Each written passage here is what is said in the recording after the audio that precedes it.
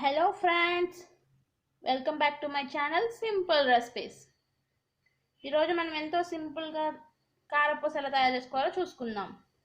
దానికి కావాల్సింది పావు కేజీ శనగపిండి, పావు కేజీ బియ్యపిండి, వాము, సాల్ట్, కారం, కొద్దిగా ఆయిల్.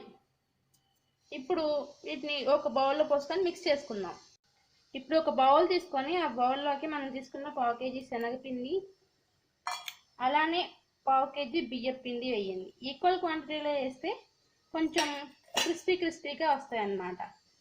దానిలో మనం తీసుకున్న వాము వేయండి. సాల్ట్ రుచికి సరిపడా వేసుకోండి. కొద్దిగా కారం వేసుకొని బాగా మిక్స్ చేసుకోండి. దీన్ని వాటర్ పోసుకుంటూ కొంచెం ముద్దలు అయ్యేంత వరకు కలుపుకుందాం.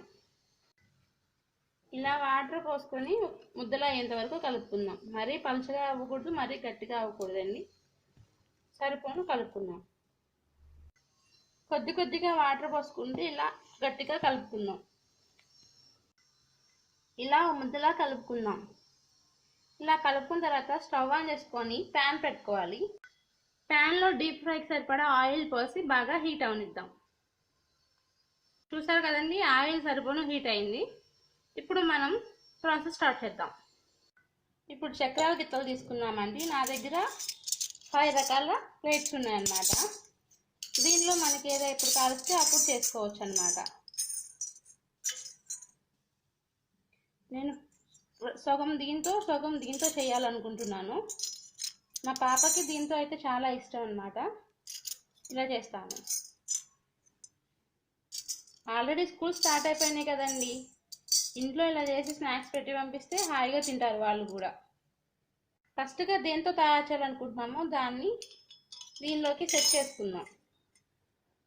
ఇలా సెట్ అయిన తర్వాత దీనికి ఆయిల్ అప్లై చేద్దాం.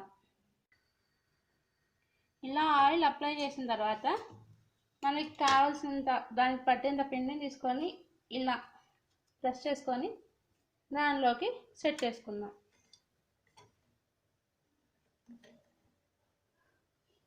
ఇప్పుడు దాన్ని ఆయిల్లో తీసుకెళ్ళి వత్తుకుందాం. ఇలా ఆయిల్లో సర్కిల్ షేప్లో ఇలా సెట్ చేసుకుందాం.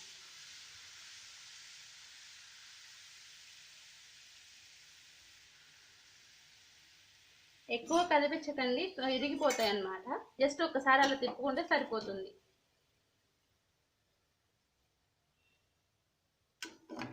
ఇప్పుడు దీన్ని మొత్తం ఇలా రివర్స్లో తిప్పుకుందాం.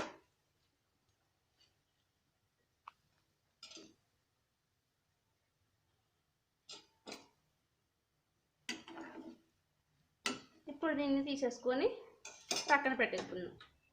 ఇలా మళ్ళీ సర్వ్ చేసుకుందాం. ఇలా మళ్ళీ చేసుకుంటూ ఉంటే ఎంతో ఈజీగా క్రిస్పీగా ఉండి కారపూస రెడీ అయిపోతుంది అన్నమాట.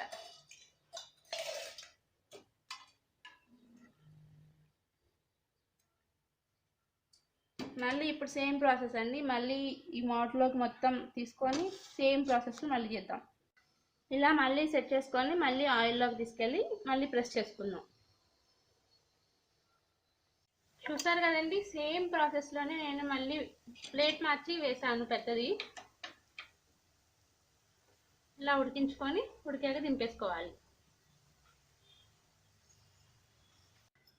ఇదిగోనండి నేను చేసుకున్న ఈ పెద్ద వాటితో చిన్న వాటితో.